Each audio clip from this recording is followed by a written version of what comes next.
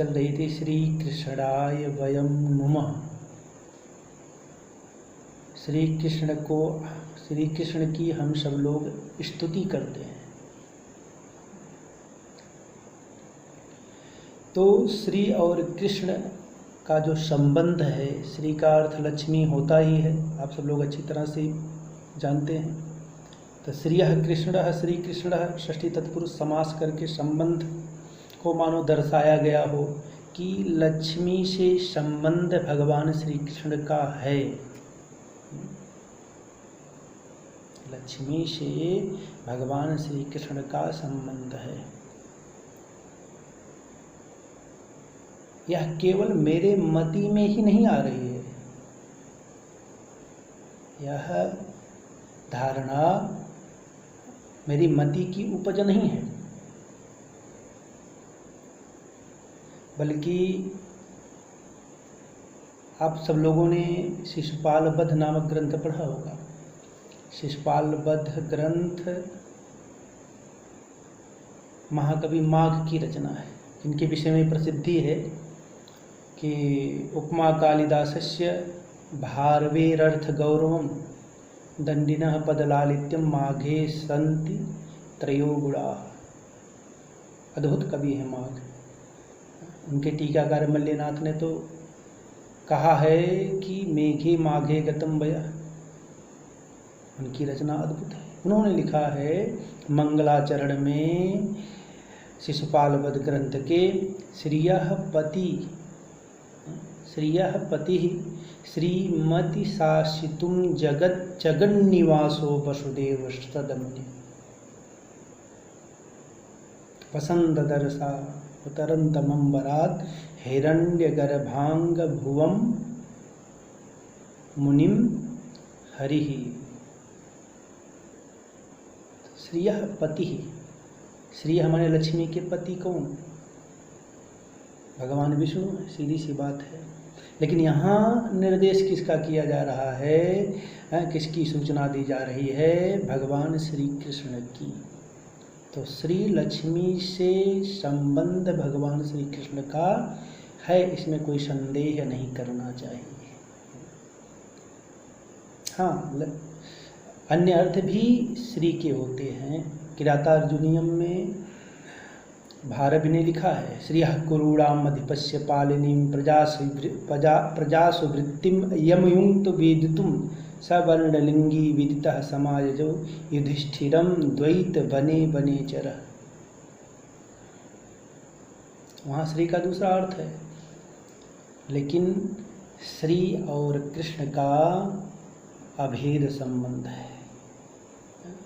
तो श्री कृष्ण कहने का अर्थ है कि शक्ति से युक्त भगवान श्री कृष्ण को, या जो श्री के ही कृष्ण हैं, लक्ष्मी के जो कृष्ण हैं, ऐसे भगवान श्री कृष्ण की हम सब लोग मिलकर के स्तुति करते हैं। वयम नुमः। और षष्ठी तत्पुरुष समास संबंध में ही होता है। तो लक्ष्मी और भगवान नारायण का संबंध अद्भुत है। श्लोक मेरे ध्यान में आया, बड़ा ही सुंदर श्लोक है। किसी ने लिखा, यद्यपि दूसरे संदर्भ में है, लेकिन स्मरण में आ रहा है, इसलिए निवेदन यहाँ कर रहा हूँ आप सब लोगों के सामने। आप सब लोग सुधीजन हैं। लिखा है वहाँ, यत्रास्ति लक्ष्मी विनयो न तत्र। जहाँ लक्ष्मी रहती हैं वहाँ विनय नहीं रहता है। केवल लक्ष्मी का निर्देश है, भगवान नारायण का निर्देश नहीं किया जा रहा। यत्रास्ति लक्ष्मीर विनयो न तत्र और यभ्यागतो यत्र न तत्र लक्ष्मी। जहाँ अभ्यागत होता है वहाँ लक्ष्मी नहीं रहती है। उभौ चतौ यत्र न तत्र विद्या। और जहाँ दोनों रहते हैं, अभ्यागत भी रहता है, लक्ष्मी भी रहती हैं, वहाँ पर विद्या नहीं रहती है। क्योंकि निष्कर्ष के रूप में कहा गया, नैकत्र सर्वो गुण सन्निपातः। सारे गुण एक स्थान पर एकत्रित नहीं हो सकते।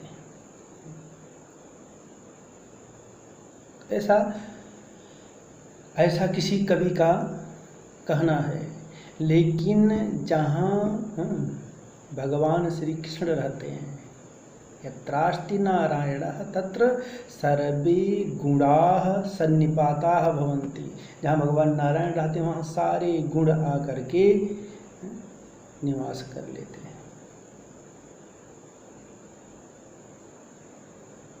तो यहाँ कहने का तात्पर्य है कि यहाँ लक्ष्मी संपत्ति के रूप में है, धन के रूप में है। यहाँ धन के रूप में लक्ष्मी का वर्णन किया गया है। जहाँ लक्ष्मी रहती है अर्थात धन रहता है वहाँ विनय नहीं रहता है, और जहाँ अभ्यागत रहता है वहाँ लक्ष्मी नहीं रहती है।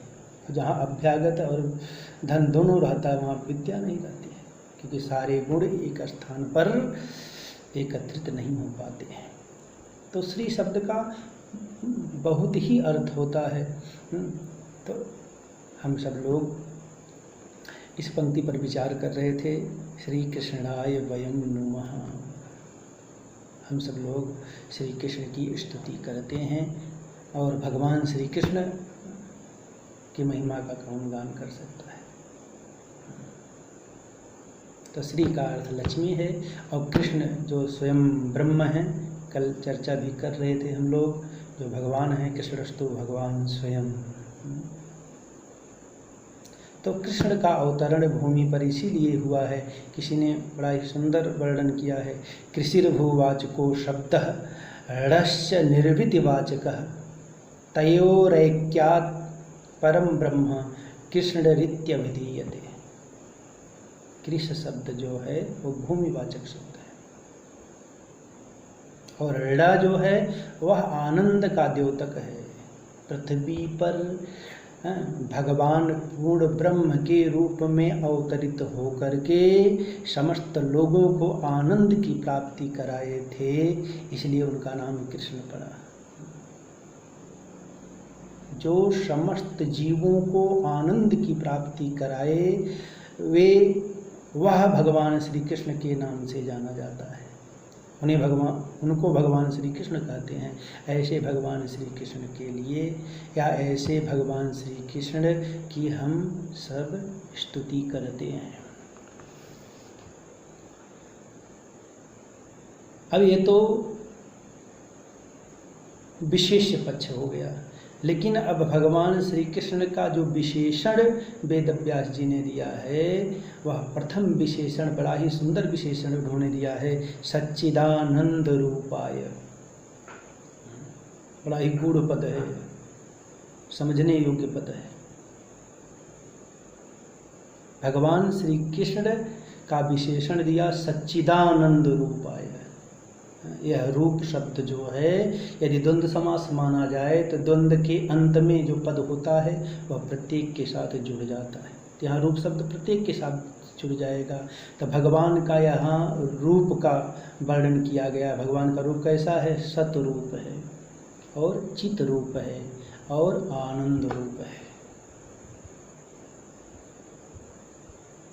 तो जो सत रूप हैं भगवान श्री कृष्ण, जो चित रूप हैं भगवान श्री कृष्ण, जो आनंद रूप हैं भगवान श्री कृष्ण, ऐसे भगवान श्री कृष्ण की हम स्तुति करते हैं।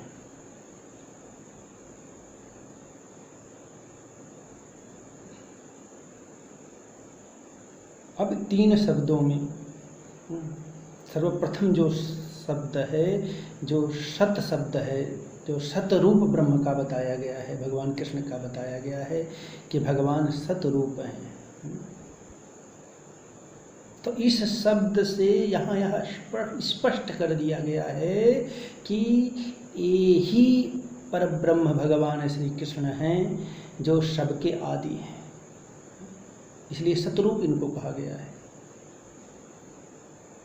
वेद भगवान का यह उद्घोष है।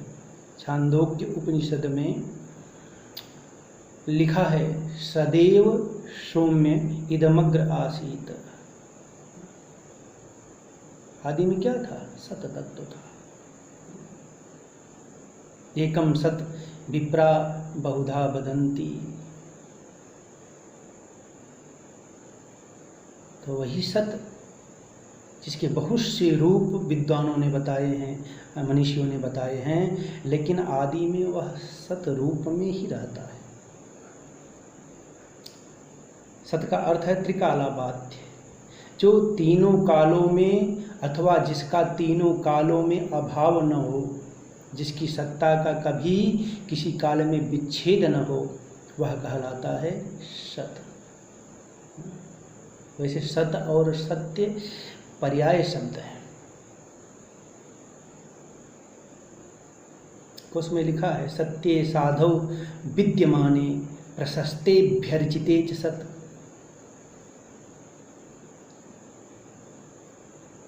तो भगवान का नाम तो सत्य है ही। देवताओं ने स्तुति भी उसी रूप में भगवान की किया है दसम स्कंद में। सत्यव्रतम सत्य परम त्रिसत्यम सत्यस्य योनिम निहितम च सत्य। अंत में कहते हैं सत्यात्मकम त्वाम शरणम प्रपन्ना। तो सत्य रूप में भगवान श्री कृष्ण की स्तुति की गई है। सत वह तत्व है जो कभी नष्ट होता ही नहीं है।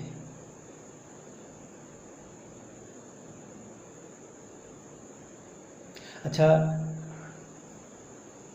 अब यहाँ प्रश्न ये भी उठता है कि क्या सत्य सतरूप केवल भगवान श्री कृष्ण के लिए ही प्रयोग किया गया है? नहीं, सत शब्द भगवान कृष्ण के लिए ही प्रयोग नहीं किया गया है। सत शब्द अर्थात सत्य शब्द भगवान राम के लिए भी प्रयोग किया गया है।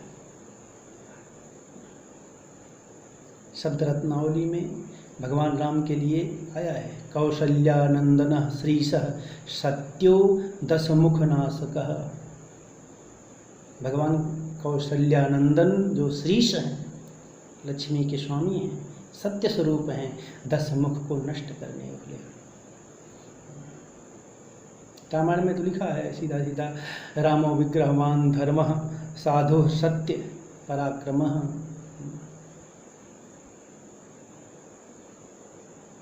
अरे रामचरितमानस में पूज्यपाद गोस्वामी तुलसीदास जी महाराज ने लिखा है, जब विभीषण जाने लगा लंका को छोड़ करके, तो वहाँ पर उन राक्षसों के प्रति अथवा अपने भाई रावण के प्रति बड़ी ही सुंदर उक्ति उसके मुख से निकली कि राम सत्य संकल्प प्रभु। राम सत्य संकल्प और सभा काल बस तोरी।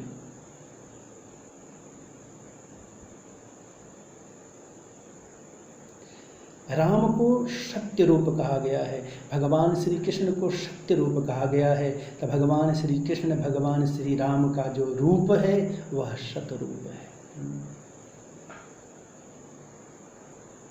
तो केवल भगवान राम और भगवान कृष्ण के लिए ही सत्य शब्द का उल्लेख नहीं हुआ है। सत्य रूप सत्य शब्द भगवान विष्णु के लिए भी आया है। सत्यनारायण भगवान विष्णु के लिए भी आया है। उदाहरण मिलता है औत्तमेप्यंतरे विष्णु सत्यैः सह स्वधोत्तमैः सत्याम अभवत सत्यः सत्यरूपो जनार्दनः। सत्य रूप भगवान जनार्दन है।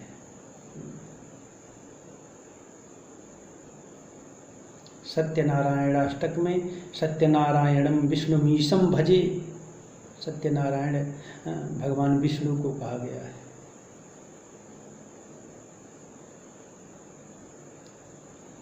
तो यह सत्य भगवान का स्वरूप है, भगवान का एक रूप है, सत्य रूप सतरूप।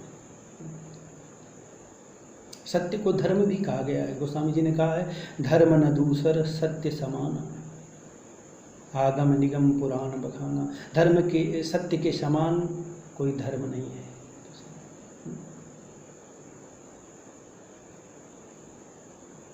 तो सत्य को जब हानि होती है तब भगवान नारायण का अवतरण होता है। गीता में भगवान ने स्वयं कहा यदा यदा हि धर्मस्य ग्लानिर्भवति भारत अभ्युत्थानम अधर्मस्य तदात्मानं सृजाम्यहं परित्राणाय साधूनां विनाशाय च दुष्कृतां धर्म संस्थापनार्थाय संभवामि युगे युगे। यही तो हेतु है भगवान के अवतरण का। जब जब होई धर्म कई हानि, बाढ़हि असुर अधम अभिमानी, सीधहि विप्रधीन सुर धरनी, करहि अनीति जाई नहीं बरनी, तब तब धरि प्रभु विविध शरीरा। अनेको शरीरस्याली यत् सल्कसीन्नि जलधि पृष्ठे जगन्मण्डलं द्रष्टायां धरणी नखेदित सुताधीशा पतिरोदसी, क्रोधे छत्रगढ़ हसरे दशमुखा, प्राणो प्रलम्बासुर ध्याने विश्वमसावधारिमित कुलम कसमयि तस्मै नमः। 10 अवतार लेते हैं भगवान। धर्म की स्थापना करने के लिए।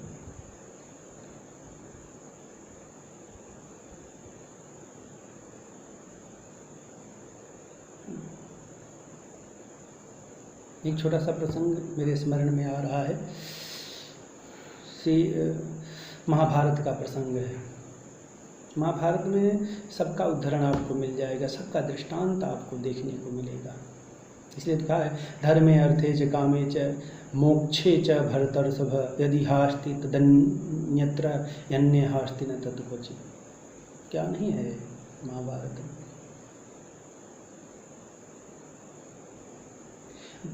दुर्योधन ने जब युधिष्ठिर से उनकी धर्मपत्नी द्रौपदी को जुए में जीत लिया तो दुशासन को आदेश देता है खींच करके भरी सभा में ले आने का और नग्न करने का।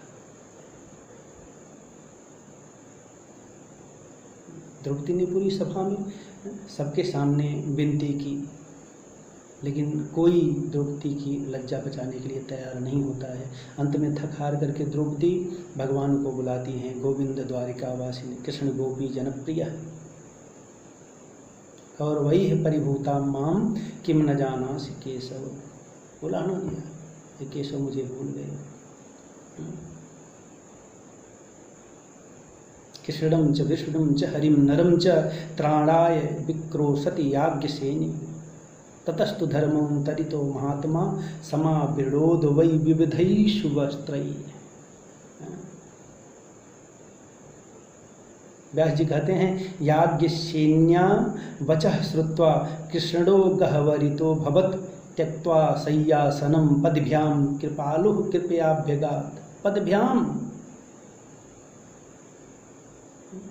दौड़ पड़े हैं और आए हैं तो भगवान वस्त्र के रूप को धारण कर लिया है।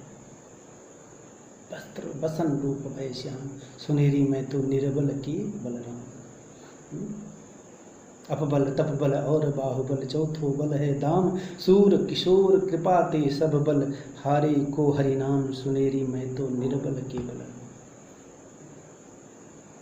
व्यास जी ने लिखा महाभारत में नाना रंग बिरंगाणी वसनान्यथ वै प्रभो प्रादुर्भवन्ति सतसो धर्मस्य परिपालनात्। धर्म के पालन करने के लिए भगवान ने रंग बिरंगे नाना प्रकार के वस्त्रों का स्वरूप धारण किया।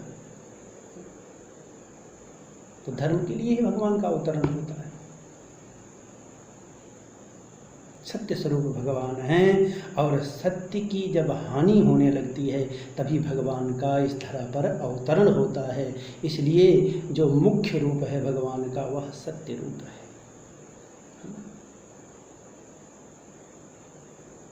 तो भगवान श्री कृष्ण का रूप है सत्य है।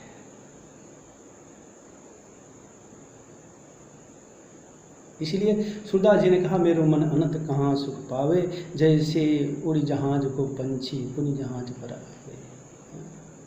इसलिए भगवान की शरण में हम सभी जीवों को शरणागत होना चाहिए, क्योंकि भगवान के शरणागत जो हो जाते हैं उन पर तो भगवान नारायण की अद्भुत कृपा होती है। उदाहरण दे नहीं रहा था, यदि उनसे संबंध जोड़ लो तो फिर आपका बाल बांका कौन कर सकता है। रहीम की एक पंक्ति है मुझे कि धन दारा अर सुतन में रहत लगाए चित्त, अक्यों रहीम खोजत नहीं गाढ़े दिन को मित्र। द्रौपदी के काम कौन आया? उस भरी सभा में जब वस्त्राहरण हो रहा था तो भगवान ही आकर के उनकी लज्जा को बचाए, उसकी लज्जा को बचाए। वरना सब तो अपने सर को नीचे किए हुए बैठे हुए थे।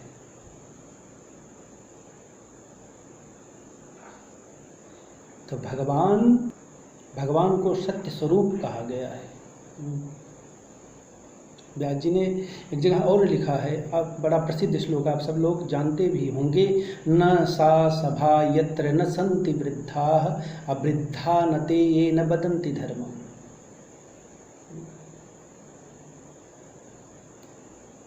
सभा में यदि वृद्ध न हो तो वह सभा नहीं कहलाती है, और वह वृद्ध नहीं कहलाता जो वृद्ध धर्म को न बताए, धर्म को न बोले या धर्म का आचरण न करे। और धर्म भी वह धर्म नहीं होता। धर्मा सनो यत्र न सत्यमस्ति, जिस धर्म में सत्य नहीं होता है वह धर्म भी धर्म नहीं रहता है। सत्यम न तत् यच्छलमभ्युपैति। कहने का तात्पर्य है कि भगवान नारायण जो हैं वह सत्य स्वरूप है, और बिना सत्य के धर्म की कल्पना नहीं की जा सकती है। इसलिए यदा यदा हि धर्मस्य ग्लानिर्भवति भारत। तो भगवान का एक रूप सत का है, इसलिए सत रूप, चित रूप और आनंद रूप, ये भगवान नारायण का 3 रूप प्रायः ग्रंथों में लिखा गया है।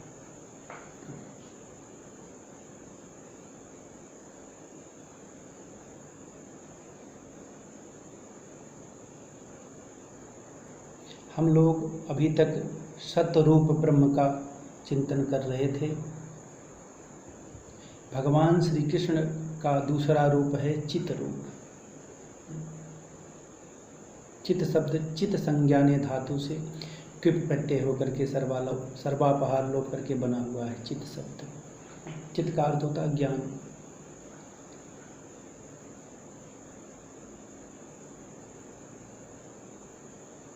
चित शब्द ज्ञान के रूप में प्रयोग किया गया है, अन्यत्र नहीं। श्रीमद् भागवत महापुराण में भी 3 स्कंद के 7वें अध्याय के 2 श्लोक में लिखा गया है, ब्रह्मन् कथम भगवत्चिन्न मात्रस्याविकारिणः। ब्रह्मन् कथम भगवत, ब्रह्मन् कथम भगवतः चिन्ह मात्रस्याविकारिणः लीलया चापि युज्येरन् निर्गुणस्य गुणाः क्रियाः।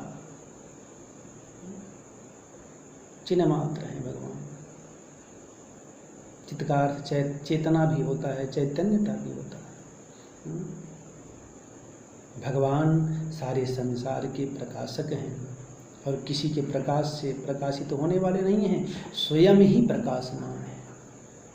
इसलिए वेद भगवान कहते हैं, बृहदारण्यकोपनिषद में कहा गया है, तदेव ज्योतिषाम ज्योति ही, ज्योतिषाम ज्योति। बड़े बड़े तेज उनके सामने फीके पड़ जाते हैं।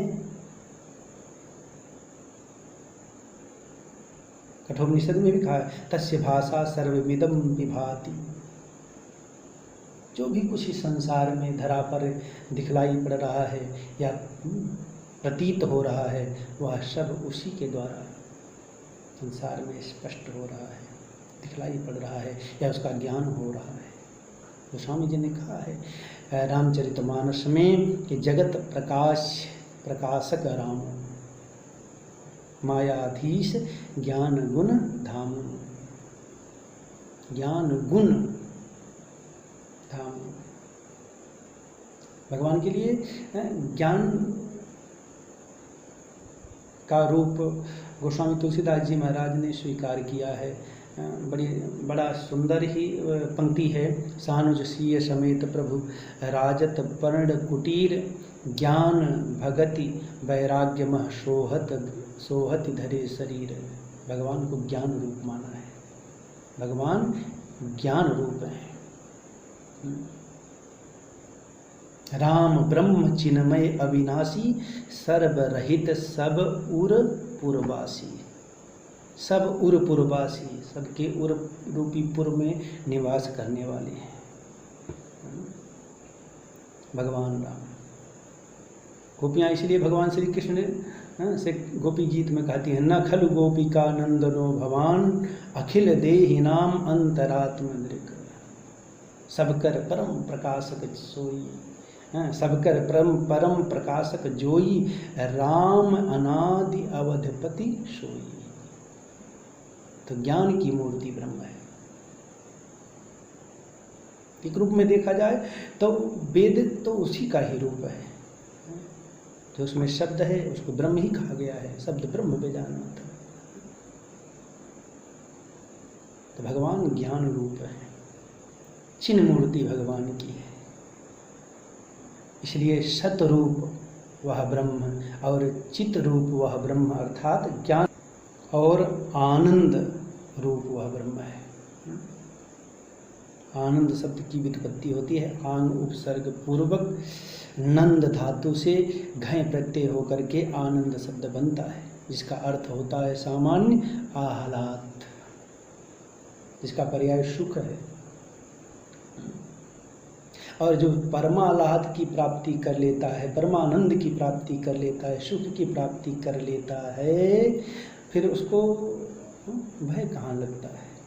इसलिए किसी ने कहा है, आनंदो ब्राह्मणो विद्वान न बिभेति कुतश्चन। जो आनंद को प्राप्त कर गया है उसको कैसा भय।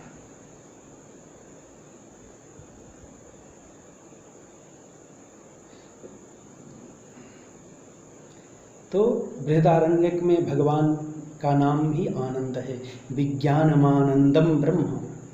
बृहदारण्यक तैत्तिरीयोपनिषद में भी आनंदो ब्रह्मेति बेजानात ऐसा कहा गया है।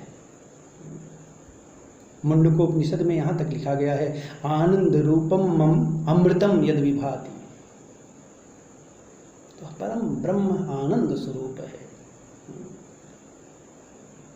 इसलिए आनंद का इस तरह से व्याख्यान संत महात्मा लोग करते हैं, आसमंतात चतुरस्रम नंदति समृद्ध्यति। जो सब प्रकार से समृद्ध हो वह आनंद कहलाता है।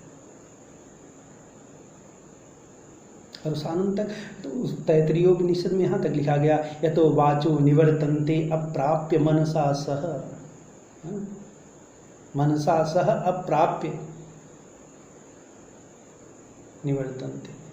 कठोपनिषद कहा है, नैव वाचो न मनसा प्राप्तुम सत्यो न चक्षुषा। वह आनंद रूप जो ब्रह्म है।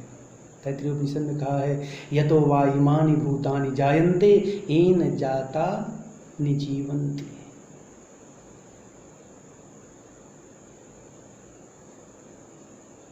तो वह आनंद स्वरूप वह ब्रह्म है।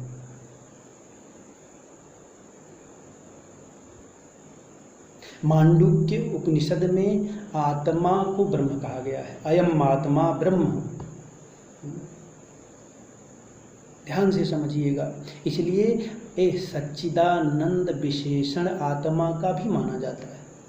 वेदांत सार में आप लोग पढ़ेंगे, आत्मा की स्तुति करते हुए, आत्मा के विषय में लिखते हुए सदानंद जी ने कहा है, अखंडम सच्चिदानंदम अवांग मनस गोचरम आत्मानम अखिलाधारम आश्रयेभीष्ट सिद्धये। तो आत्मा के लिए भी सच्चिदानंद विशेषण का प्रयोग किया जाता है। तो भगवान का एक रूप है आनंद रूप। रामचरितमानस में भगवान के लिए आनंद की बात की गई है। जो आनंद सिंध सुख राशि सीकर ते त्रैलोक सुपासी, जो सुख धाम राम असनामा अखिल लोकदायक विश्राम।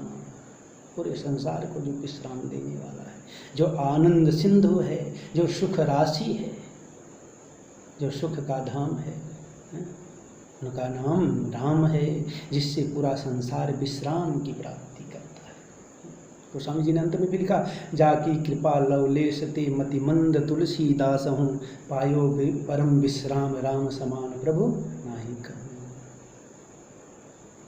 तो भगवान श्री कृष्ण कैसे हैं? कहा शत रूप वाले हैं, चित रूप वाले हैं और आनंद रूप वाले हैं। उनका 3 रूप है, शत रूप, चित रूप माने ज्ञान रूप और आनंद रूप। यह तीनों रूप भगवान श्री कृष्ण का ही है।